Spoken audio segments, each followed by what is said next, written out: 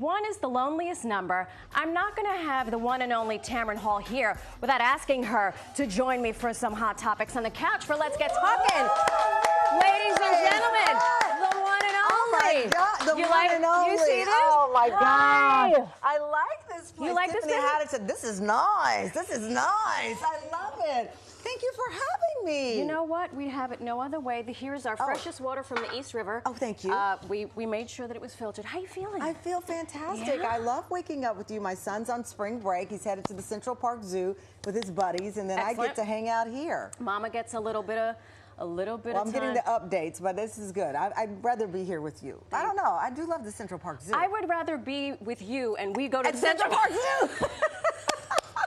Congratulations on all the things. you. But the Tamron Hall show, fantastic success. It's been picked up for a 7th season, the Yes. second longest syndicated show in Disney history. You do well with your research. Thank you. You know what? Love you so I have much. a wonderful team of people. That's what happens when you hang out with a Bronx girl, right? You come with the facts. You know what I'm saying? You know what I'm I can saying? say that because my husband is from the Bronx, so I guess even though I'm from Texas, I guess I'm honorary. Through osmosis. Through the osmosis That's right. of marriage. That's right.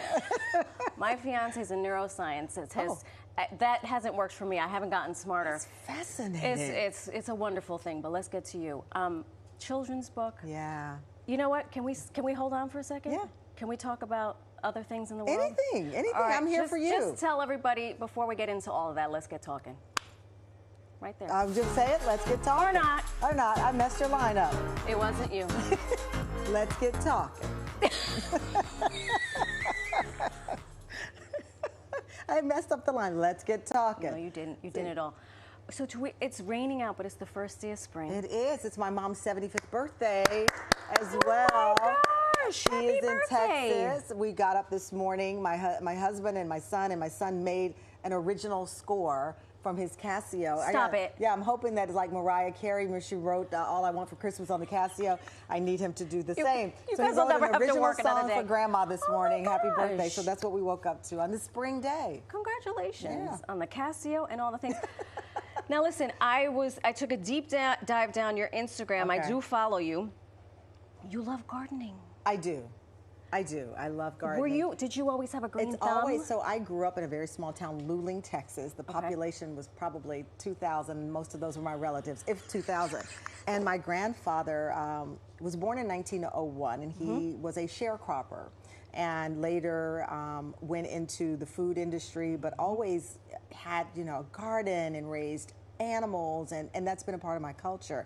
I go fishing. I still go. I took my son for his first fishing excursion. So gardening, nature, all of those things outdoors are just bred in my DNA. When I even think about my childhood, which is part of why I wrote my kids' book, is I had a very free, I was like no shoes, running down the street, very different than the life I live in New York and my kid, but I've always been just gardening, and now I have a beautiful flower. Can I say it's beautiful? Is yes, that I was hoping you would. Is that terrible? It's not like I birthed the flowers, but I kind of did, and I'm so proud of it. Yes. You're cultivating your own garden. I'm cultivating my own garden, and it's so fun. I love it. We have a place out on Long Island, and I do the gardening. Do you do vegetables too? I don't. So oh no, that's right. You said I don't do crops, but I do flowers. Want to, but I've not found the successful formula in my soil yet, in the direction of my son. And I have a couple of squirrels that need to be arrested. And so until I can take care of work out the squirrel police. I need to work out a relationship with the furry friends in my backyard, because I just actually was out when I was gardening this weekend, and there was this squirrel just walking away with my bulbs. They're very brazen. They're very brazen. They will look you in the face while they dig up the bulb. That's what happens when you're from New York. That's what happens when you're born and bred in New York. I want to talk to you at some point because plants come to my house to die. Really? Well, you know what? In the last 2 years, I've turned over a new leaf. Okay, you've got to watch an upcoming episode of our show. We have our spring refresh show that's airing, and we have the plant guy. He is 5-time bestseller, Hilton Clinton, and he has a beautiful story on how in the pandemic he started his own plant business. He's got 200 plants in his house. He's had a TV show on Magnolia Channel and 5 bestsellers, but he says anyone can grow. You just have to know your lighting, what your lighting situation. That's the whole thing. Well, that's a challenge in New York, especially if you live in a building or an apartment, figuring out your life. Where to put all the things. And it's smart to, those little sticks, and then I they just tell got you. one. The moisture meter. Yeah, the moisture meter is fantastic. I put the moisture meter, So which good. is like $5, in my plant. So good. It yelled at me like, "Hi, water, agua, anything, moisture. Can you not see?" And also I have this other little thing. It's like, I don't know, maybe $2 on. I got it online, Amazon. It's like a bulb. You put the water in, and it waters your plant. It works. It works, and I use it for my outdoor flowers as well that are in pots. Sure. So they're tricks of the trade that are affordable that you can save, because we want your plants to thrive. I want the plants to come to my house, not as their last resort. Like, please take us to the home next door. No, we want them to stay with you. They're like, that's such a nice family. Lovely family. Just don't drop me off there. We have a couple of things in common. You've got Moses. Yeah. I have 2 boys also. I am very close with my sister. I have a very big family, and the cousins have grown up like siblings. Yeah. So they always have sleepovers. And in fact, like with your son going on his field trip, when my kids would go with my sister, it's like I would have a break, or the same. Do you let your son go on sleepovers? No. Yeah. No. Well, he's also much younger. My kids are teenagers. He could be 50. So and he is not going. He is not sleeping over. We just had a social media debate show. What we do on our show from time to time, we take these conversations that people are having online and bringing them to our show. And we had a big social media debate show about sleepovers. I was not allowed to sleep over. Really? Growing up, I never did. In fact, the first time I slept only at family members, like aunts and family members. I went to Temple University in Philadelphia, 1,500. Yes, 1,528 miles from my parents' door to North Philly. I still remember the number, and it was the first time I slept over.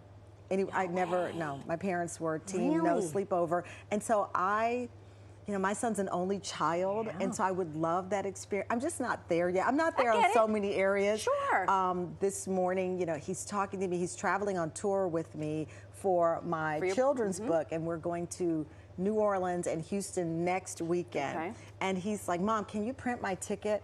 I need to see what seat I'm in." And I'm like, "Dude, you're 5. You're going to sit in the seat that I give you. That's the seat. And you're going to like it. And you're going to like it. And you're going to play this little game and keep quiet because I don't want trouble from the people behind us." But no, I'm not. And I know that there are so many conversations around it. But for me, I feel like my dad used to pick me up around 11 o'clock. He'd say, "You'd stay until 11." Right. Then he would pull up, and then we'd go back home. Yeah. I do that with my son, with my kid. With me, I went on sleepovers, but it was mostly with family members or people in the church that felt like family. Yeah. And but we use a babysitter. I mean, at night, Yeah. our babysitter, she's like 20 years old. She's a student at Barnard. I've known her since she was a small kid. She comes over, and so that we can have like our time out. But it's in your home, and Yeah, you it's can in our control home. it. And it is. To your Yeah. point, it is a wonderful debate. Yeah. And I think to each his own. I know it is to each his own. Absolutely, it's not for us, but I totally get the bonding, and it allows you to have this relationship outside of your home to see how other people live, to build that curiosity. Right. But I'm a nervous Nelly right now. Listen, I had my first kid at 48. I mean, it's like you would think I'd be prepared. I need to see this birth certificate. Listen, I'll be 55 in September, and truly, I thought I'd be better prepared emotionally. Like, I'm 48, I've got this. I've read a lot, I've done a lot. And then they teach you everything, right? Everything. Even with my son in college now, I'm like, oh gosh, there's a new chapter. You're with all these people. Life and starts you're in over. Boston, and you want to drink, and you want to do all of this. And I'm like, no, see, and do you follow your son on social media? Girl, yes. You do? Oh, yeah. Even though he's in college? I see all the little hotties that are like, oh my God, Liam. And I'm like, who's this? Who's this? Who's this? Oh, yeah. See, I did a rule when you don't have a Finsta account to follow. No, I'm brazen. I let him know. Well, when I gave them phones, I said, listen, you guys have your phones. Yeah. I was a single mother. Yeah. And I begged, borrowed, stole from wherever.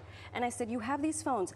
Know this, at any point during 24 hours of any given day, I will take those phones and see what's on them. Oh, that's so they smart. were like, oh. So they have to share their password and everything. I love that. I was thinking the other day when I was a kid, back when they had snail mail, one of the biggest arguments I had with my father, he opened my mail. And I was like, that's a law. You're breaking the law. I'm like 16. And my dad's like, you go to your room. But I had a Well, you know what? That's pen not pal. dissimilar from what I'm doing. Yeah. I guess the act of opening up. It's a federal offense, which I told my dad at 16. And he was like, she's either going to be an attorney or a journalist. Exactly. Oh, my gosh. I was that kind of kid. Okay. I was very precocious, very curious, my nickname growing up was not necessarily because I debated and questioned everything. It's surprise, surprise. I have a talk show and I'm a journalist. I was kind of born to do this. You see? Yeah. My first aspiration was to be the shortstop for the Yankees. That didn't work out. Well, we can still get you in there. Put me in, coach. There's no. Put Marysol in. I demand it. I work for the Mets now, so it's fine. Okay, well, that's even see? better. Well, you ended up somewhere great. Phew. And both are great. I love both. Phew. Okay. I'm dying to talk about this book. Thank you. Can we? Of course we can. I want to pick this thing up. Oh, my hands are shorter. I know. Okay. Oh gosh. Harlem Honey. Yes. It's beautifully written. Thank you. Beautifully illustrated. Thank you. Shout out to Ebony Glenn, the illustrator. She asked me what kind of characters I wanted, and I said, I just wanted characters that feel like you could hug them, that feel just so touchable and so real, and that was important because you're a boy mom. Yeah. When I was looking for stories for my son, one of the challenges I found when I was looking for books that talked about emotions and feelings, they were often like a dragon or a fictitious character when it relates to boys. A lot of the empowering books that I found that I fell in love with for girls had real characters that look like little girls. And so when we collaborated, this is actually inspired by my son. This is an inspiration of several little friends of his that we've known, and we kind of made it into a character. But it was important for me to have a book from this point of view of a little boy so that other little boys and girls can see this kid finding his way. I was telling a friend the other day, it's interesting when we talk about girls, if we say to a girl, go out there and get him, you can be a little bad A, right? Right. If you say that same sentence to a boy, it sounds and resonates so different. And so as we talk about emotions and feelings, making sure that we don't leave boys out of the conversation. There's new research that shows like 1 million fewer boys are graduating from high school. There's a school in Baltimore, and there are many programs here in New York that are exploring whether or not they are reaching boys in the right way, children who identify as boys. Correct. And I've benefited, like you, from empowering messages of women. I tell people all the time, from Intasaki Shange to Linda Carter as Wonder Woman, and my mom in my home. I always had women telling me I could do it and feel empowered. And so this is a part of my journey I wasn't expecting, which is an empowered woman, or a woman who tries to be confident and celebrate other women, now saying, well, let me pour some of that into a boy. I wonder, because for me, same thing. I had these wonderful role models that were women, and I reached a point when I looked at my children and I was like, okay, I know that you see that I am a woman. You know that I identify as a woman, and I want to empower you as a woman, but I am not a man.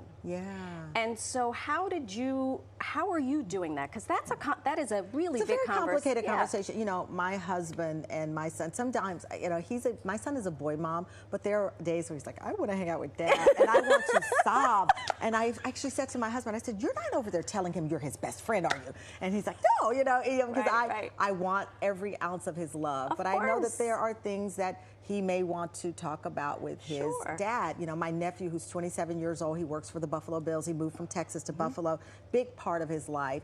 It is a tricky conversation because it may seem as if we're talking about gender stereotypes, and that's not what I'm doing. What I'm saying is that I have benefited from images, both real and in books, and people who've mentored me, who helped me feel like an empowered woman. And when I looked for books for my son, and in this book we talk about fear. We now know that it's not good to tell kids of any background, don't cry. Big kids don't cry. Especially you want boys, to say emotions, how do you feel? Social emotional development is as important as academic development. So this book, in this, Moses, the character, moves from Texas to Harlem, and it's different. It sounds different. The beat is different. And how do you face change, which is huge for kids, fear, because on the other side of fear is fun. And so with the book, we travel through Harlem, to Sylvia's, to the Apollo, to Studio Museum, through the streets of Harlem to build curiosity. Because what I have found, 30 years of being a journalist, the easiest way to beat off stereotypes, to beat off fear, is curiosity. Of course. If I become curious about your garden, Right. we find something in common. That's right. If I become curious about where'd you grow up in the Bronx, and you said to me, well, your husband's from the Bronx Right. too, or what's your favorite restaurant? Right. I can learn more in those simple questions about you or to you that will inspire us to get to know each other. So in Harlem Honey, you have Moses moving from Texas, and he explores the greatest city in the world. Greatest city in the world. Greatest city in the world. And Harlem is just the neighborhood he knows, but it represents any neighborhood. My first neighborhood was a little street called Cosi Drive in Luling, Texas. So our journey starts in Harlem, but whatever neighborhood you're from, when you think about before your kids go to school, they are introduced to what? The neighborhood. The neighborhood, exactly, and the sights and the sounds and the smells. What does your real life Moses think of this my gosh, book? this guy. Because he's already asking to see which, if he's sitting in coach or first class. Right. He's like main cabin energy here. No, he says to me, the first day I opened it, I was really nervous, and he's like, that's me. And I said, well, his name is Moses. He goes, that's my name. I said, well, you're not originally the first Moses, let's be honest here. I hate to break it to you, kid. I hate to break it to you, buddy. You're not There's the one first that goes Moses. way back with us. Right. And so he's like, well, okay, that's a good point. And then his school asked me to read the book. I was hoping they Yeah, would. and I haven't done it yet, but I'll Okay. tell you. They asked me to read to the whole, like, all the way up to 3rd or 4th grade, and I said, well, I don't want, the older kids thinking, like, who do you think you are, buddy? So I said, all right, I will read to just his class. It's a Okay. small class, so I'm doing that. They're at the Central Park Zoo, so when they get back from spring break, I'll read that. But I'm so proud because, the tactic that we use with curiosity, Moses just finished his very first improv musical theater moment. He walked out on stage, and he did his improv.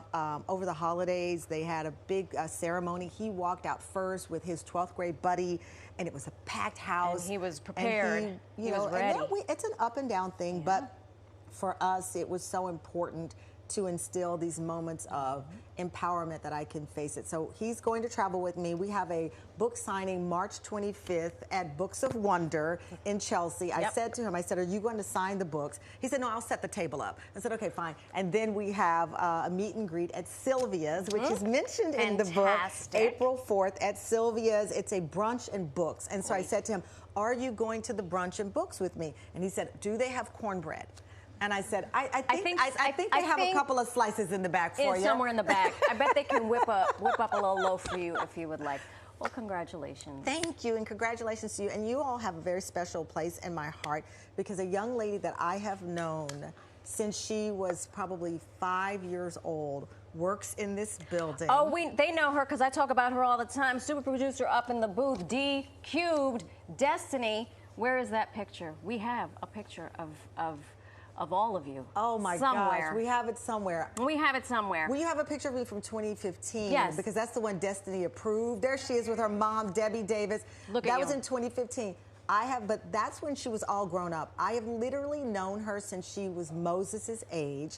And when I walked in the building and saw Destiny, I almost burst into tears, but I knew I had to get ready and I didn't want to lose my lashes. That's right. I needed my eyelashes in place. But this speaks to what you all do as a staple in the news industry and a staple in this city, bringing in the best and the brightest. If I could steal her from you, I would. It was going nice. It was going Watch really your well back. until... It was all good a week ago until I tried to steal your best and brightest. But yes, I love her, and I met her at this age with Moses, and it's just a joy to be here for this book. And so we're on the road, pre-ordered the book. Do it. Available for pre-order right now. Makes a great birthday gift. Right now. I would like two signatures on this one. Oh, yes, I will get young Mo to sign it. Please. And we're going to have hugs. I said we aren't doing meet and greets, we're doing hug and greets. Yeah. So I want it to be a family-friendly and bring everybody, grandma, family, whatever, because the whole that's business. what it's about. The whole business. I love you. Thank you. I oh love my gosh. you. I'm going to help you with that plant, though. I got your back. Will you come to a Met game? I'm in, Kim. Are you kidding me? I'm in. Sit in the booth with me. It's very civilized. To hang out. You heard her. Harlem Honey is available for pre-order right now before its official release next week. And don't forget to head on over to Books of Wonder on March 25th. Special book signing, and to Sylvia's Restaurant in Harlem on April 5th for a book signing. Maybe some cornbread. Yes. Brunch. Some chicken, everything. With the I'm one here. and only Tamron Hall. Thank you so much.